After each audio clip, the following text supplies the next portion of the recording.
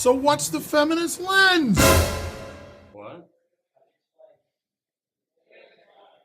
Can you please explain the feminist lens to me one more time? Feminist lens is...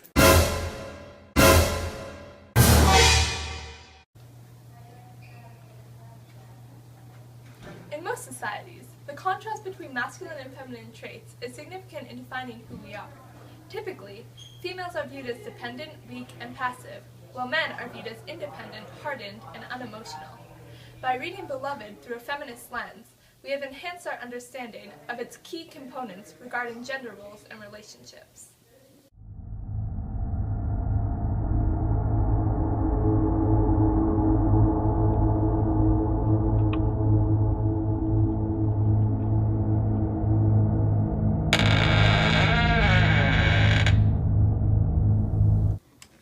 While there are many opinions about Setha's choice, it could be argued that Setha's willingness to murder her daughter reflects an incredibly strong bond between them, as Setha could force herself to do the unspeakable for the good of her child.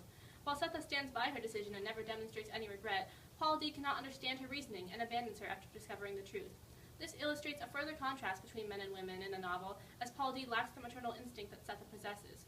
Because he is incapable of being a mother and ever experiencing that bond, it is very difficult for him to come to terms with Setha's choice. Both Setha and Setha's mother killed their children, which is not a common thing to pass down the generation. While Setha's mother killed her children because of how they were conceived, because she could not bear to keep something that came from something terrible, Setha tried to kill all her children because she loves them so much and wanted to protect them. Setha's act could be viewed as selfish, but Setha saw it as a selfless act of motherly love because she saved Beloved from the horrors that would face her in slavery. Beloved sees otherwise. She insists that all abandonment is selfish, and Setha cannot say anything that will change her mind. Setha believes that between the choices of death and slavery, slavery was much worse, and thus death was the only option in Setha's eyes. But Setha's opinion comes from what she understands to be maternal love as taught to her by stories of her mother, a mother that abandoned Setha as a child.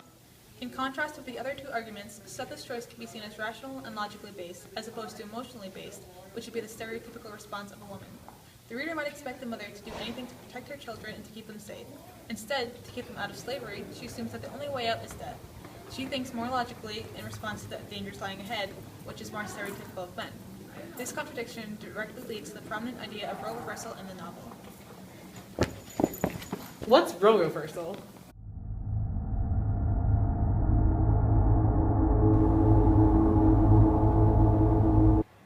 In Beloved, Setha and Paul D have their gender roles reversed by breaking the stereotypes for their specific genders. Paul D takes on more feminine qualities, while Setha takes on more masculine qualities. Throughout the novel, their actions are heavily influenced by the new traits they've taken on. Their role reversal is largely a result of their time spent in slavery. During the time Mr. Gardner is in charge of Sweet Home, he refers to the male slaves as Sweet Home men. Later on, however, when schoolteacher takes over, Paul D is dehumanized and treated like an animal, and he often questions what it means to be a man. His definition of what it was to be a man was always determined by white men, and once he is no longer under their control, he struggles to define what it is to be a man and how to define himself, and is consequently emasculated. While Paul D lives at 124, he becomes dependent on Setha. This displays typical female stereotypes, such as self-consciousness and idle worrying. He becomes emasculated when he fails to have a successful physical relationship with Setha. He also shows his dependence by asking her for a child, hoping to hold on to her any way that he could, showing his self-consciousness. Beloved further emasculates Paul D when she manipulates him to have intimate relations with her. It shows that Beloved is a more powerful character than Paul D. In this scene, Paul D's tobacco tin finally opens, and the lid gives way to his red heart, which he had long ago locked away to protect himself. Paul D exposes his emotions, which makes him feel weak. In the years following her escape, 124 survives with just Setha and her children. Setha is the sole provider for the house and doesn't need a man to lead the household. Her masculine qualities fill the void of a male figure. When Paul D comes and leaves and Setha falls into a depression, Denver steps up to become the rock and the breadwinner of the family. While Paul D struggles with his definition of manhood, slavery causes Setha to lose many of her feminine traits. Under the Garners, Setha is able to keep house and tend to her children. Mrs. Garner gives her earrings. She is considered a woman and a human. Schoolteacher sees Setha as neither woman nor human, and thus strips her of both. The final straw is when her milk, a mark of both motherhood and womanhood, is taken from her. She realizes that she has to do all she can to survive.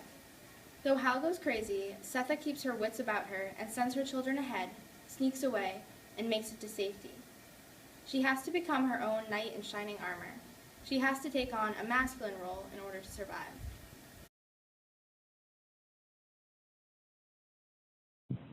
At the end of the novel, the passage of time allows Setha and Paul D to settle into themselves, which includes settling into their original gender identities. Once Beloved is reborn into Setha's household, Setha is reminded of her controversial actions as both a mother and daughter and is left weak, confused, and defeated. Both abandonment of her mother and schoolteacher's objectification of Setha's animal characteristics has shaped Setha's actions and outlook. Her new, more animalistic personality traits allowed her to justify killing her own children. When Beloved leaves, her past leaves too. She can focus on a present in which her gender and identity can be defined by herself. Paul D returns to 124 to care for Setha, and when he does so, he finally discovers what it means to be a man and becomes a knight in shining armor. As he looks at Setha, he reflects on Setha's ability to understand him. Setha is the only person who knows what Paul D went through. Slavery had put her in situations that required her to be whatever she had to be to survive. In her case, not a woman, but a man. Slavery had stripped Paul D of his dignity, but once he was out of slavery, he no longer knew himself, his values, or what he identified with. Paul D realizes that Setha is someone that he identifies with. Paul D wants to put his story next to hers, because with each other, they can find themselves on their own terms.